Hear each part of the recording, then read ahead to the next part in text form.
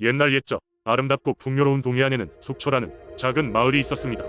그 마을은 맑은 바닷물과 하얀 백사장으로 유명했으며 주변 산들까지 품고 있어 자연의 풍요로 가득 차 있었습니다.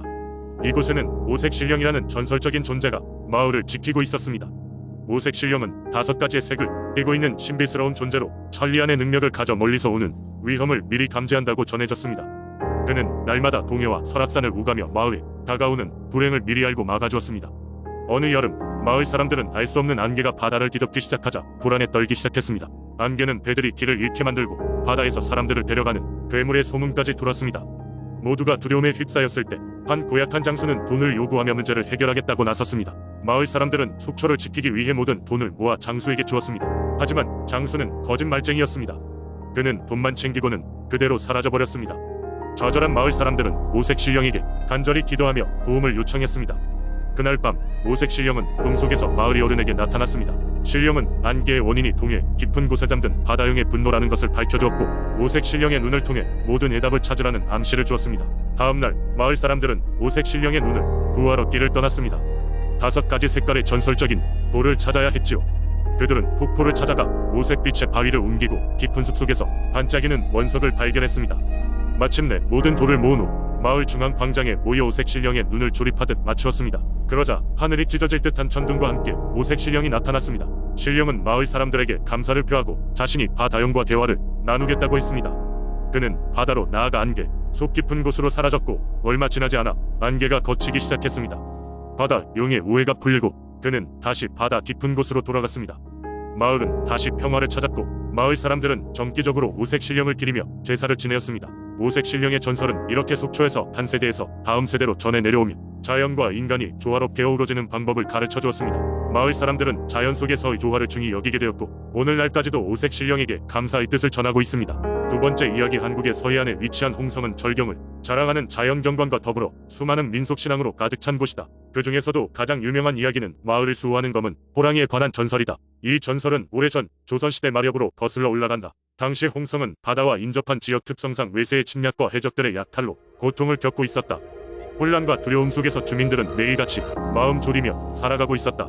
이런 불안한 시기에 어느 날 밤 한 폭풍우가 몰아치는 날이었다. 강한 바람과 비가 쏟아지는 가운데 산 근처에 있는 작은 사당에서 이상한 소리가 들려왔다. 이는 금기시되던 소리였다.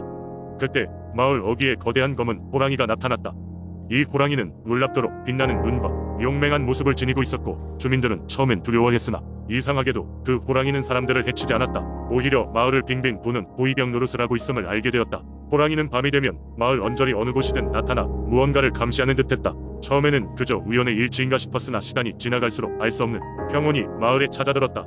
해적들이 마을을 습격하러 올 때마다 검은 호랑이가 해변 과산길을 지키며 거칠게 보였고 이로 인해 해적들은 번번이 실패하며 물러갔다. 호랑이는 마치 마을을 자신의 집이라도 되는 듯이 방어했고 마을 사람들은 호랑이를 홍성의 수호신이라 불렀다. 그 이후로도 수년이 흐르며 마을 주변에는 경이로운 일이 계속되었다. 풍년이 따라왔고 질병이나 괴질 없는 평화로운 나날이 지속되었다. 주민들은 호랑이가 없던 시절 생각도 잘 나지 않을 만큼 그 존재에 익숙해졌고 호랑이에 대한 감사의 표시로 매년 축제를 열어 그 존재를 기념했다. 이 축제에서는 수많은 마을 사람들이 모여 노래하고 춤추며 호랑이의 모습을 본뜬 등과 그림을 장식하기도 했다. 흥겹고도 진중한 이 의식은 마을 사람들에게 호랑이 전설을 계승하고 서로의 유대를 다지는 기회가 되었다. 세월이 흐르며 세상은 변했지만 홍성 사람들 사이에서 검은 호랑이에 대한 이야기는 남아있다. 이제는 새로운 세대에게 전해지며 사랑받고 있지만 마을 사람들은 여전히 밤하늘을 보며 바람에 스치는 소리가 들릴 때면 검은 호랑이가 그 어디선가 마을을 지키고 있으며 그 수호가 영원할 것이라고 믿는다. 세 번째 이야기, 옛날 옛적 충청남도 보령의 용담촌에는 마을을 지켜주는 바위 할매의 전설이 전해져 내려오고 있었습니다. 용담촌은 맑은 강물이 흐르고 울창한 숲이 마을을 둘러싼 평화로운 곳이었지만 때때로 강물이 넘치면서 큰 홍수를 일으키곤 했습니다. 사람들은 그때마다 바위 할매의 영향이 아닌가 두려워했습니다. 용담촌 사람들은 마을의 높은 언덕에 자리 잡은 커다란 바위를 바위 할매라 불렀습니다. 아주 오래전 마을 어른들에 따르면 그 바위는 마을의 수호신이자 어머니 같은 존재였습니다. 바위 할매가 마을을 잘 돌봐주면 풍년이 들고 잘 보살펴주지 않으면 기근과 홍수가 빈발한다는 전설이 있었습니다. 그러던 어느 해였습니다. 연이은 가뭄이 닥쳐오면서 마을에 먹을 것이 점점 부족해졌습니다. 하늘은 말라붙은 대지에 비 한 방울도 내리지 않는 것 같았습니다. 마을 사람들은 갈수록 큰 걱정에 말라가고 묵은 곡식을 아껴 버티고 있었습니다. 이러한 상황 속에서 영담촌이 장로는 한 가지 제안을 했습니다. 우리 모두 바위 할매께 기도를 드립시다. 할매께서 분명히 비를 내려주실 겁니다. 마을 사람들은 장로의 제안에 따라 바위 할매에게 기도를 드리기 시작했습니다. 매일 아침 저녁으로 바위 앞에 모여 제단을 쌓고 음식을 올리며 간절한 마음으로 기도를 이어갔습니다. 같은 시기 마을에 한 소녀가 살고 있었습니다. 그녀의 이름은 아리였습니다. 아리는 다른 마을 사람들처럼 바위 앞에 나아가 기도를 드리지 않았지만 바위 할매에게 조용히 혼잣말을 속삭였다고 합니다. 할매, 정말 내가 우리를 돕고 싶어서 여기에 계신 거라면 내가 작은 도움이라도 드릴게. 그래서 내가 다시 우리 마을을 지키게 도와줄 수 있다면 좋겠어. 비도 좀 오게 해줘. 어느 날 밤 아리는 신기한 꿈을 꾸었습니다. 꿈속에서 바위 할매가 나타나 그녀에게 말을 걸었습니다. 아리야, 내가 나를 부른 걸 안다. 너의 진심 어린 소원을 들었단다. 아, 우리의 연결이 강해졌구나. 내일 밤 다시 이곳에 오너라. 내가 너에게 너희 마을을 구할 방법을 보여주마. 아리는 꿈에서 깨어나 무슨 의미인지 잘 이해할 수는 없었지만 설레는 마음으로 바위 할매와 약속을 지키기로 결심했습니다. 다음 날 밤 아리는 몰래 바위 할매의 언덕으로 올라갔습니다. 그곳에서 본 것은 마치 환상처럼 펼쳐진 풍경이었습니다. 커다란 달빛에 빛나는 바위 위에 서면 바위 할매의 목소리가 다시 들려왔습니다. 저 아래 숲속에 있는 연못으로 가거라. 그곳에는 비를 부르는 신비한 물고기가 살고 있단다. 나와 함께 그 물고기를 찾아가면 마을에 비가 내릴 테니 용기를 내어라. 아리는 망설임 없이 숲속으로 향했습니다. 숲속은 어두웠지만 이상하게도 그녀의 발걸음을 인도해주는 듯한 빛나는 나비들이 그녀를 연못까지 이끌어 주었습니다. 연못에 도착했을 때 아리는 연못에 물이 맑고 깊은 것을 발견했고 바위 할매의 말이 사실임을 느꼈습니다. 그녀는 조심스럽게 연못에 손을 담갔고 순간 연못에 물살이 흘러가며 신비한 물고기가 모습을 드러냈습니다. 물고기는 무지갯빛 비늘을 가진 아름다운 모습이었고 마치 아리를 기다리고 있었다는 듯이 그녀에게 다가왔습니다. 그 순간 물고기와 아리의 눈이 마주치자 연못 주위의 공기가 반짝이며 빛나기 시작했습니다. 이해할 수 없을 만큼 빠른 속도로 물고기는 수면 위로 뛰어올랐고 아리는 그 물고기가 힘차게 날아올라 하늘로 사라지는 것을 볼 수 있었습니다. 다음 날 아침 아리는 꿈에서 깬 듯한 마음으로 집으로 돌아갔습니다. 그녀는 마을 사람들에게 밤새 있었던 일을 이야기했지만 쉽게 믿지를 않았습니다. 하지만 정말로 다음 날 오후 마을에는 오랜만에 비가 내리기 시작했습니다. 그것은 마치 아리가 느꼈던 그 물고기가 비를 몰고 온 것처럼 시원하고 풍성한 비였습니다. 비가 쏟아지자 마을 사람들은 바위 할매에게 또다시 감사의 기도를 드렸습니다. 그리고는 비로소 아리가 전설 속의 그 물고기를 찾았다는 이야기가 전해져 내려왔습니다. 이후로도 아리는 마을이 존경받는 인물이 되었고 바위 할매의 기대를 저버리지 않았습니다. 마을의 전설과 함께 아리의 이야기는 오랜 시간 동안 전해지며 비오는 날에는 언제나 바위 할매의 고마움을 잊지 않는 용담촌이 소중한 신앙이 되었습니다. 네 번째 이야기, 옛날 옛적 청명한 바다와 아름다운 해안선으로 유명한 여수에는 바다를 수호하는 강력한 신이 있었다고 전해진다. 이 신의 이름은 이도.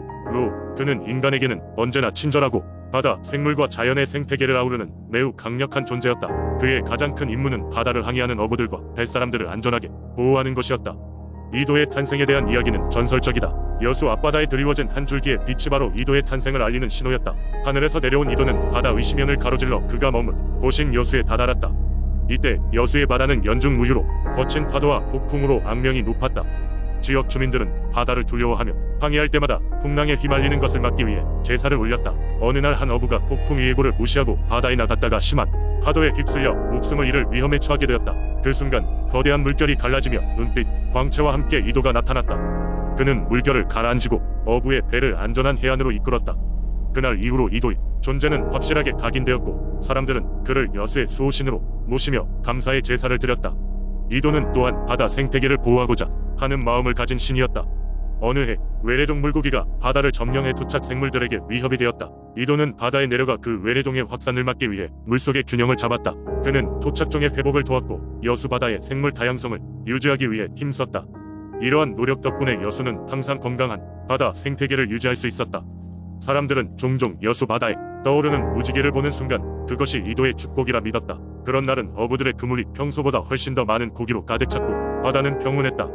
전설에 따르면 무지개가 뜨는 날은 이도가 사람들에게 행운을 가져다주는 날이라고 여겼다. 이도 신에 대한 믿음은 세월이 흘러도 여전히 강력하며 여수 사람들은 매년 바다를 기리는 축제를 열어 그를 기린다. 축제 동안 주민들은 전통 음악과 춤을 선보이며 바다의 모든 혜택을 감사하는 마음으로 기도를 올린다. 이 축제는 이도를 위한 가장 특별한 날이며 지역 주민뿐만 아니라 많은 관광객에도 매력적인 행사로 자리 잡았다. 이러한 이야기들은 오늘날까지 전해져 내려오며 바다가 갖는 신비로움과 그 속에 깃든 전설적인 존재에 대한 사람들의 경외감을 불러일으킨다. 이도 신에 대한 이야기는 단지 전설일 수 있지만 여수 사람들에게는 하나의 중요한 문화적 자산이자 그들 삶의 일부로 여겨진다.